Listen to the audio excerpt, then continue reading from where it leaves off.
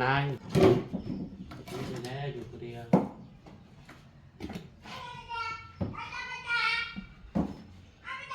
อยู่คนเดียวเลยอยู่เดียวกับเพื่อนมึงกับเกี้ยงเลย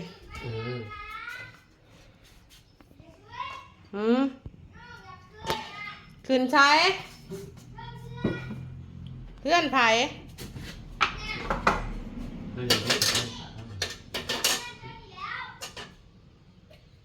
จับมันเนี่ยมันขึ้นโลกคะแนนอย่าว่างมันหักมันเดาได้หัวก็ได้นะบ่มันเดาอะไรเอี้ยหัวก็ได้นะ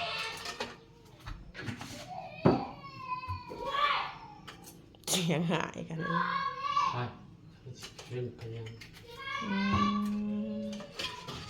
งน่าเก่งเอาใหม่ประหารมันไม่หายแล้วนะหัวใครมันเดาน้ำขึ้นไปมือมันนะฮะคือคนไปนอนเนี่ยสารน้ำเผาเพื่อนเขาอากาศร้อนเดี๋ยวจะเข้าไปอยู่ร้านอากาศร้อน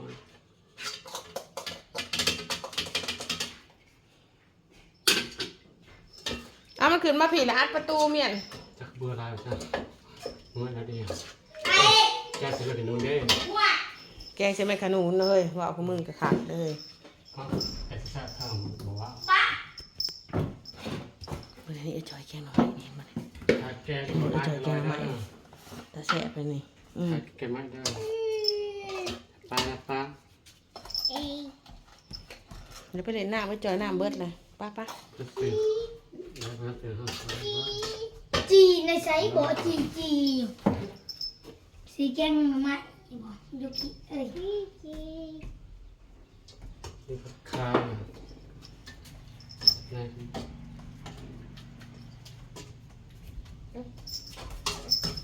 เร็วรอ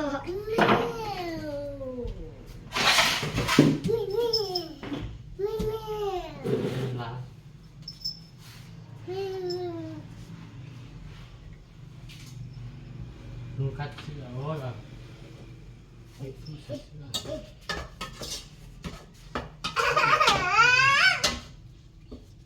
อะไรนี่สินะ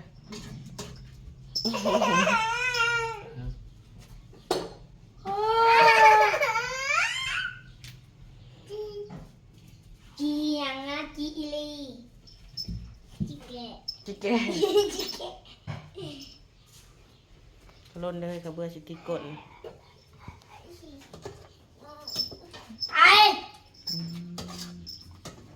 อย่าไปลายบ่อยเจอข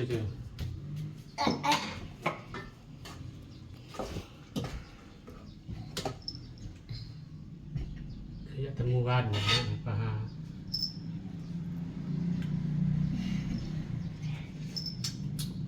มาสิว่าซิมยังเด้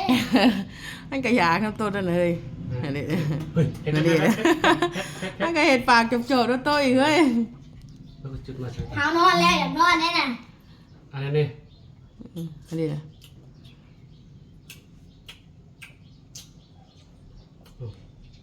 น้ำปลาหมึกคือแดงวะเห็นไปแล้วบ้านได้กินเลย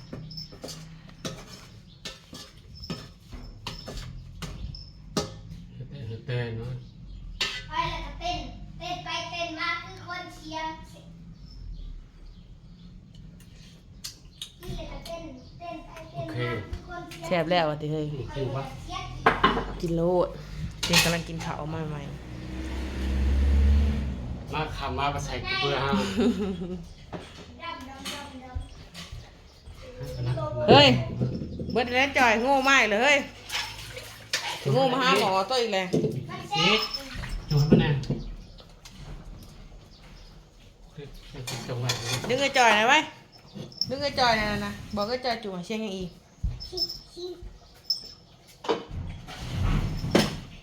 อย่าเห็ดดีเป็นไงมันห่อนลูกมันห่อนถ้ากินน้ำมันแม่จ่อยคุณบัดอยู่เฮือนเอาไปกินบัดบุกกินได้แกมกระลายน่ะ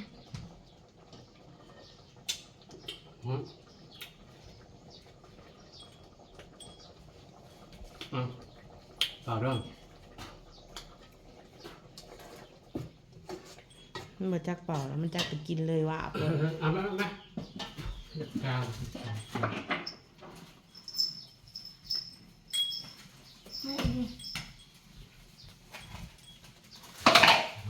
ป้าเฮ้ยมันจะเข้มแต่มึงก็ใส่ลายแทนในหนาวมึง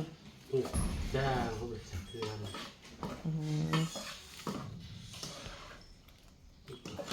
นั่นดัน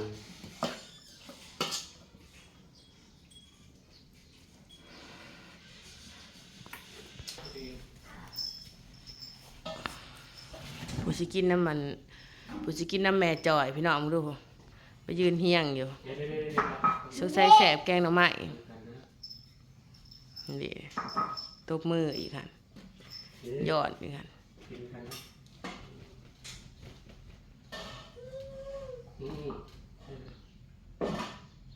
ไปแล้วปะง่ายปลาตัวนี้ เคยมีปลามึงเสืองเลยมึงเสืองเลยก็มีปลาน่ะจองเลยพี่น้องอยากกินน้ำปลาส่วนอีกโอ้ยลูกเลย ใส่กาชาคอเด้อให้ทำไรบ้าโอ้เกิดบ่ได้กินจ่อยมึงไปขวบลุงหากะแล้วเอาแล้ว ไม่แน่ อันนี้น่ะจ่อยจูบให้อยู่ฮะ แน่รสชาติมันร้าย เอาไว้เลยไว้กินมึงเลยเฮ้ยมึงเสืองไว้ด้วยเสืองไว้ซะกินบะข้าวเนี่ยจำเปาะเลยจำน้ำแกงน้ำใหม่น้อยหนึ่งนะเปาะนงนะ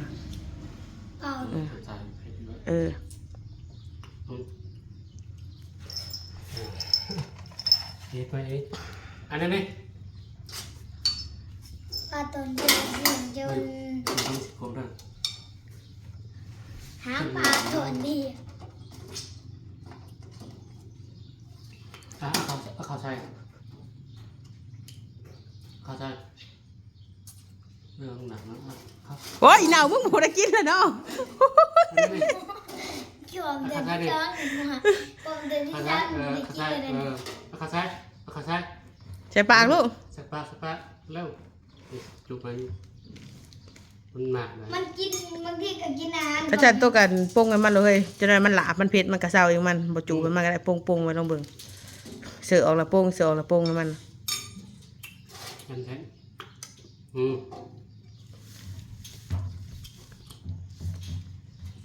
หมึกหมักเนาะ ไม่กินเลยจูดาดูกิน นี่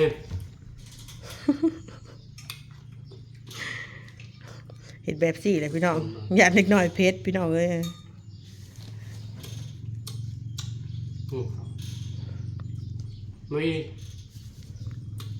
มาอีเอาไปไว้จ่อยนะเอาไว้น้องสิเห็นเอาไว้มันยังตาเซ็งอยู่พ่อเลยเฮ้ยกินโลดเฮ้ยให้มันกินตัวเผ็ดลองเบิ่งมันจังสีเศร้าเขาสั่นตัวบ่ได้กินได้ ใช่ทหารนะผมทำกันคนเดียวเนี่ย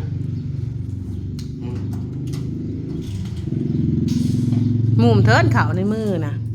เอามากิน ตาหึงเลย อันนี้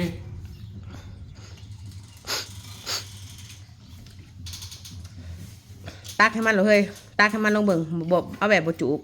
มันเก่งอยู่ดอกตักให้มันเลยตักให้มันนั่นแล้ว เป็นนวลประหารคนหา โอ้ยมีแต่แดงน้อยๆ ข้าวใส่แล้ว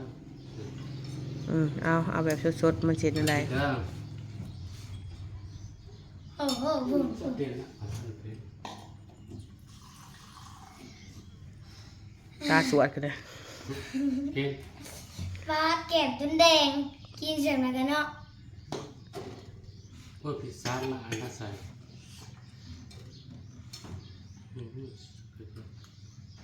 แช่บบ่ลูก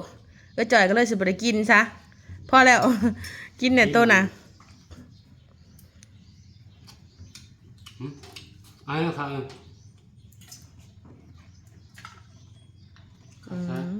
อีสองรถไฟฟ้าดูกระแจเสียบนะก็ขี่ไปหรือยัง เราจะเอาเธอเลือดตายกันดู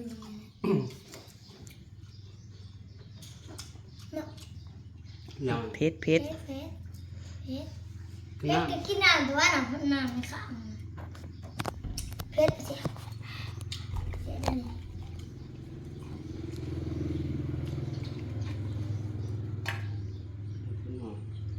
ใช่ป่ะ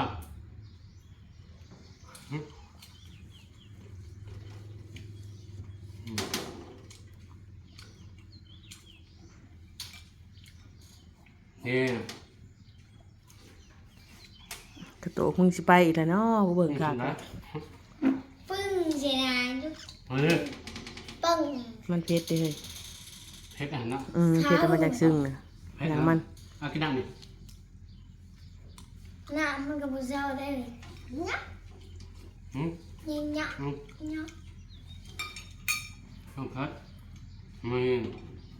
กิน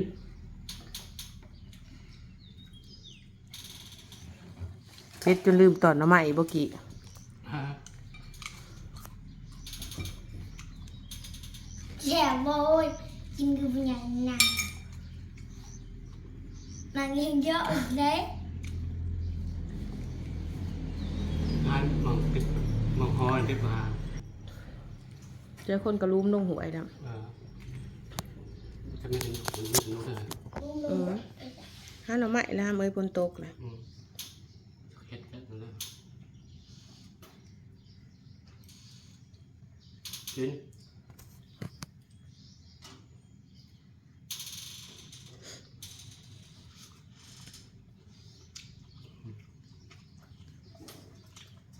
ไม่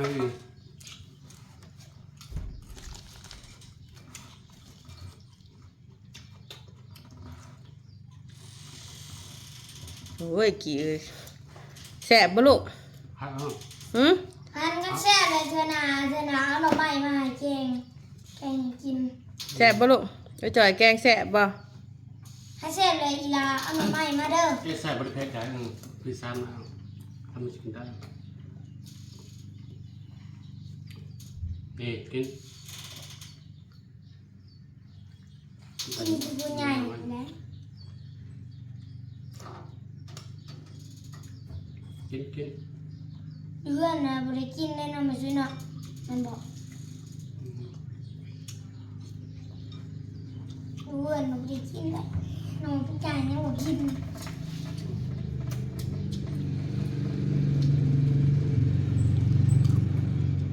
กิน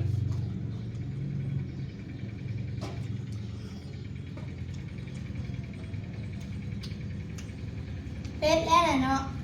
เก็บเอง เนาะ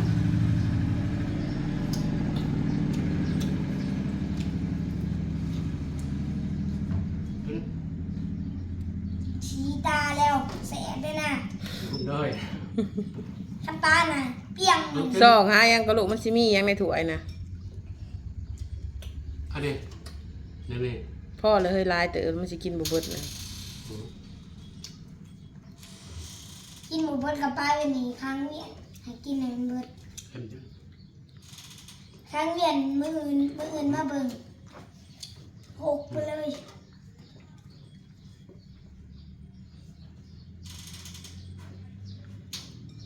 เพชรจะได้หาซุปแดงซุปดำกันเลยร้อยแล้ว ร้อยครับ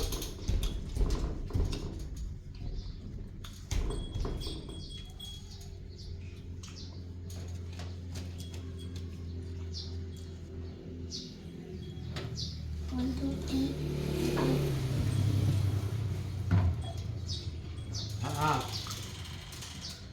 ไอ้มึงอะปะปะ ล้างมือปะเมื่อปะลูกปะปะกินนั่นเบิดน้องกินเบิดสักก่อนพอเด้อเฮ้ยบ่ให้มันกระซังพอละตีพานเมื่อน่ะ เดี๋ยวก็คุณอันหนึ่งแล้ว ตัวยิบเองมือเฮ้ยเนี่ย แม่ เนี่ยจะเขานะ ได้ อืม อันนี้ เอามุกวันนี้มุกได้เนาะ เฮ็ดบ้าง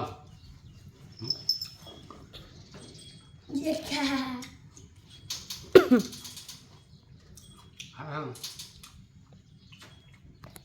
เป็นไอหลายเดือนเลยพี่น้องบ่มีเศร้าไปกินน้ำหวานเมื่อวานนี่แห้งตื่มเข้าไปอีกจนสิบ่ได้นอน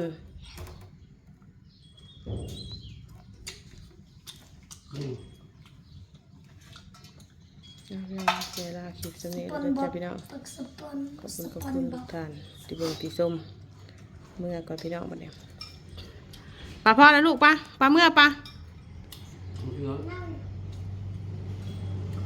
เพิ่งก็